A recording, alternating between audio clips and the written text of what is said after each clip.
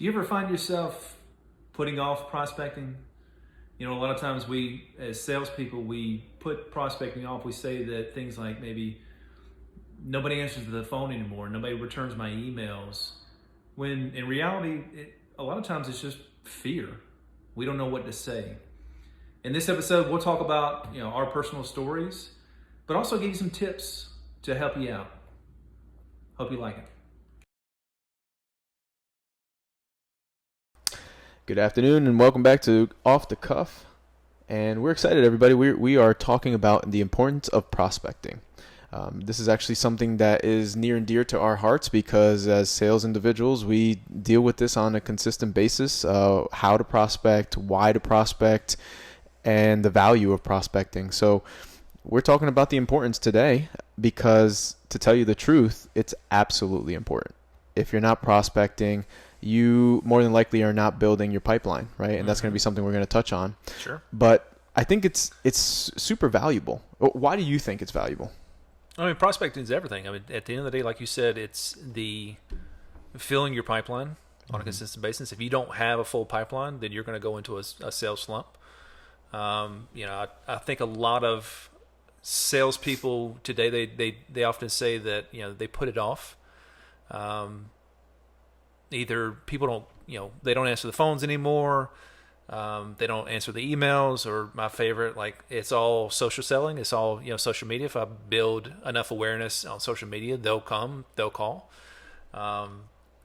Even the idea of, if we build enough service, if we give a good quality service to our customers, word of mouth will take care of it. I don't need to prospect, which is completely, bullshit. And in fact, actually, I sitting there, I'm recalling, a time when I first started. It was when I was in the rental car business, and I was actually renting commercial trucks at the time, and we had a big B2B market. So the first thing I had to do was, start cold calling. And I remember looking at the phone like it was, lava or like I didn't want to touch it. Like I didn't know what the hell to say. And I just kind of put it off. Say, hey, I didn't get anybody, or, whatever.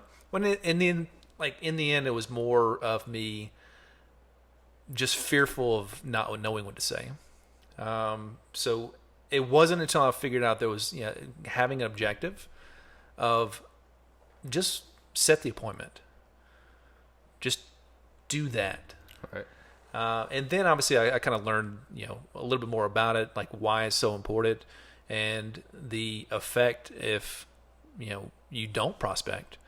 But yeah, it's 100%. That is your lifeline. If you don't prospect, you don't have a career. So what about you? Yeah. And it's interesting because there's so many things that you can really think about when you talk about prospecting. There's variables when it comes to a person that's an introvert versus an extrovert, right? Mm-hmm. And we kind of talked about that earlier.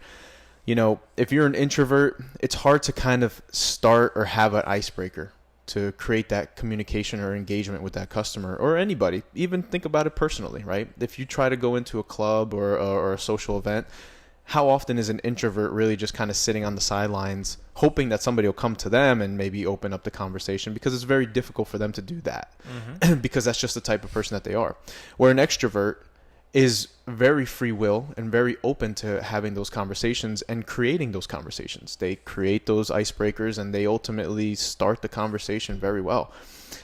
But the extrovert often, which is myself, finds it difficult to have a valuable conversation. And what I mean by that is that I'll open that up.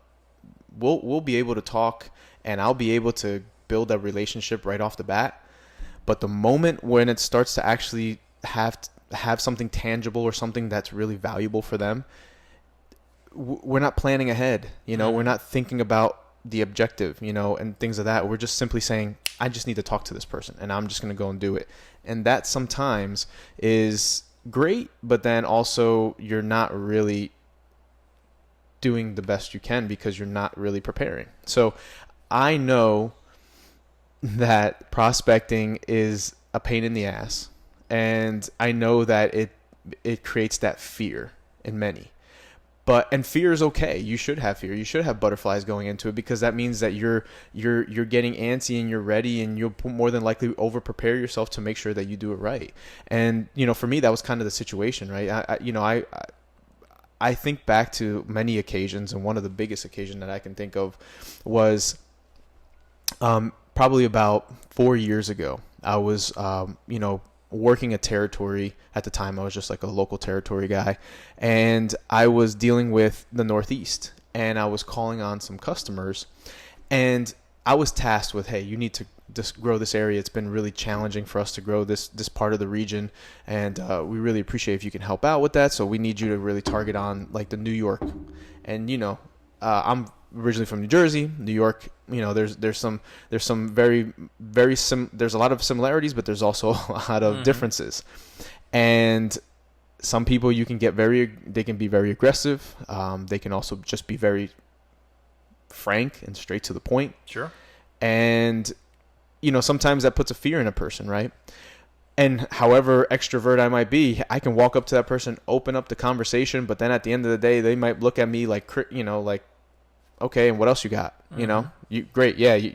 We talked about the Yankees. Fine, wonderful. You know what I mean? What else you got? And I think that was my biggest challenge. I went into this customer, and I remember I walked in there, and it was like a first time meeting him, and I considered it a prospect because I never met the guy. Sure.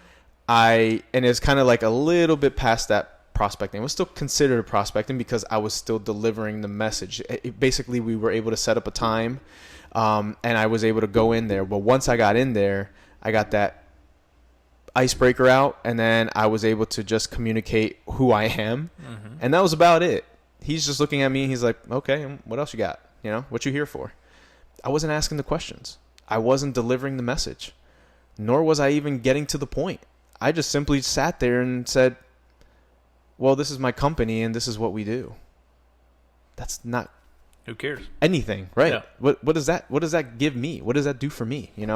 So it went bad. It didn't go as expected, and so it took time to get that customer on board. But it's those little things, right? It's those little successes and those little thought processes that you have to put in place, and actually having a process in place when you're going into prospecting that's valuable. And we very much say, I got to pick up a phone, I got to send an email and just move forward. But that's just part of the battle. There's so much more to it, right? And it's so important when you think about what prospect means to your sales career. What is the best scenario? Having that word of mouth that you talked about, that you deliver such a great service to the customers that you deal with today, that they deliver that word of mouth to other customers that ultimately build your pipeline for you, that you no longer have to prospect. But that's not always the case, right? And you have to fill that pipeline. And so what better way to do that, or what is the best way to do that, than to prospect? Because you can't rely on what exists.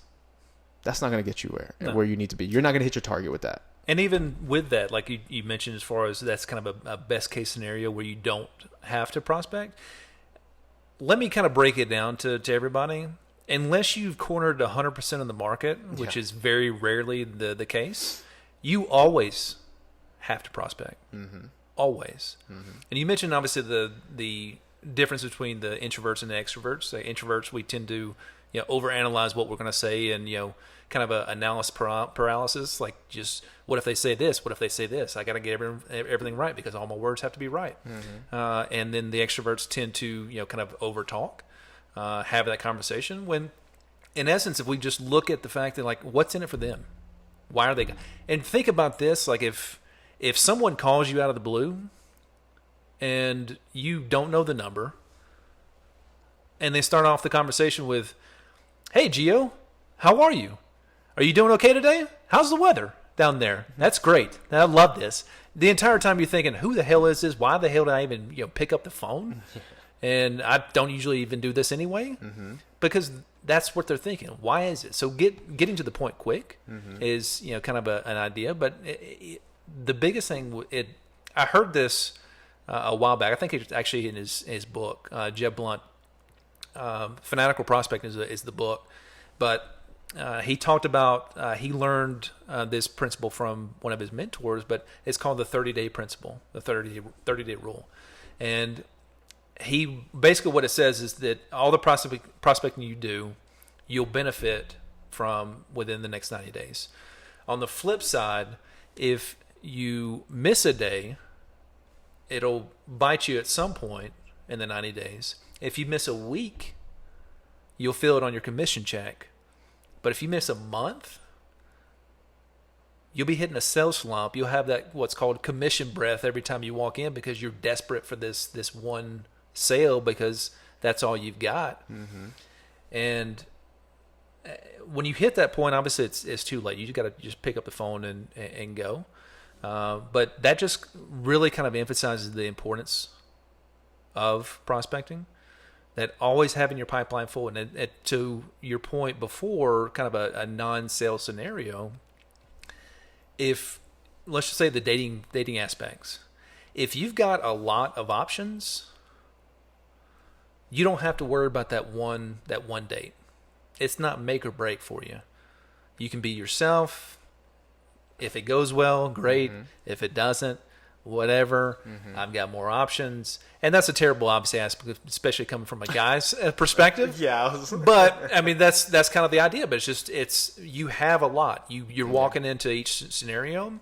If you don't see the value, now obviously we'll touch on later on, like as far as the enthusiasm and kind of the empathy aspect. But if you don't see the value in it, and if you're never going to be a prospect, guess what? Or a customer, move on to the next. Right. Like, I don't need your business. I want your business, and I think we have the best product out there, but I don't need it. And that's the most important. Because you have a full pipeline, you've got a lot of options. You're not going in there with in desperation. So that's just something I wanted to touch on. Yeah, and I would say with the pipeline, if you think about it, there's a good rule of thumb. It's been found that if you are 2x of what your target number is, you will land at your target number. So if you want to grow past your target number, then you want to do a 2.5x or a 3x, to really be able to surpass your target number. Many people think if my target is 1 million, well, I gotta have a pipeline of 1 million. Then you're not going to get 1 million, And so that's where it's absolutely vital. And that's why we go back to the point of this conversation, why it's important to prospect, because that will fill your pipeline to where you can hit your target and hit your goals. So it's absolutely vital.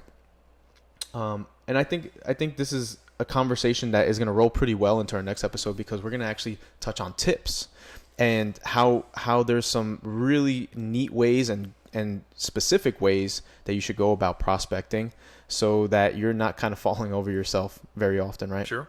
So I appreciate everyone's time, and we'll see you on the next one. Thank you.